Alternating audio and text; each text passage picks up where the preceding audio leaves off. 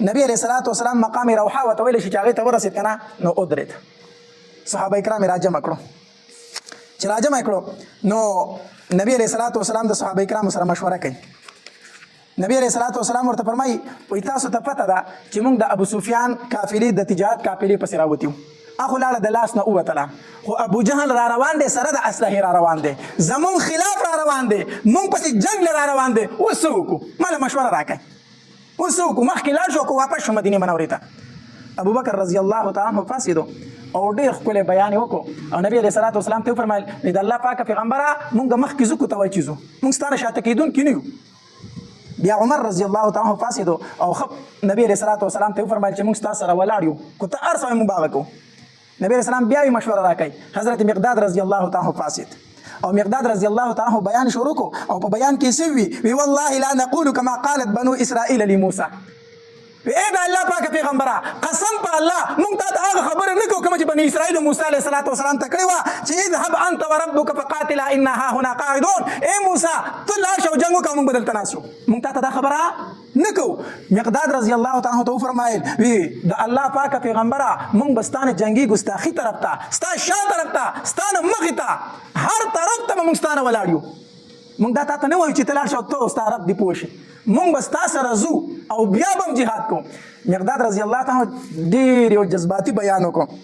ابو ایوب انصاري رضی الله تعالی فرمایي عبدالله بن مسعود رضی الله تعالی عبدالله بن مسعود رضی الله تعالی فرمایي وایي چې کله مقداد رضی الله تعالی بیان وکړو که نه او دی وي د الله پاک پیغمبره موږ هغه کار نه کوو کوم چې بني اسرائیلو د موسی علیه الصلاة والسلام سره کړی و، موږ به ستا نه هر طرف ته جنګېږو. وایي دا خبره چې مقداد رضی الله تعالی وکړه که نه د نبي اسلام په دې مخ باندې داسې یو خندا راغله، د نبی اسلام دا مخ داسې تازه شو چې د مقداد رضی الله تعالی دا بیان یې واورېدو.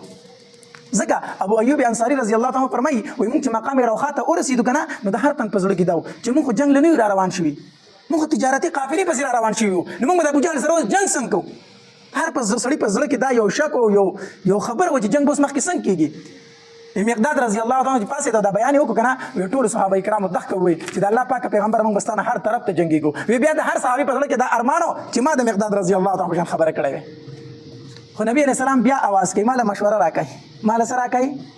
مقداد رضی الله تعالی دومره جذباتي بیان وکړو خو بیا نبي علیه السلام فرمایي ماله څه راکوي؟ مشوره راکوي. سعد بن معاذ رضی الله تعالی پوه شو چې د نبي علیه السلام اشاره چاته ده، ځکه چې عمر هم چې دی نو دا مهاجر صحابي دی، مقداد رضی الله تعالی مهاجر صحابي دی، ابوبکر رضی الله تعالی مهاجر صحابي دی، او نبی علیه السلام بیا اواز کوي ماله څه راکوي؟ مشوره راکوي. نو سعد بن معاذ هم پوه شو چې د نبی علیه السلام اشاره انصارو ته ده.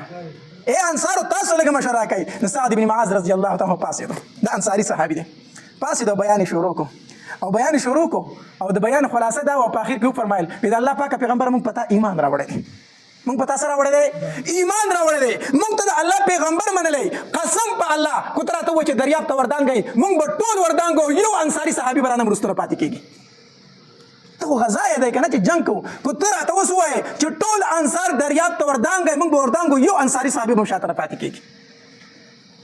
چې کله سعد بن معاذ رضی الله تعالی د انصارو د طرف نه دا بیان وکړو که نه نبي علیه الصلاة والسلام بلکل څه شو؟ مطمئن شو او خوشحاله شو، ډېر زیات خوشحاله شو. نبی علیه الصلاة والسلام د مخکې تلو څه وکړله؟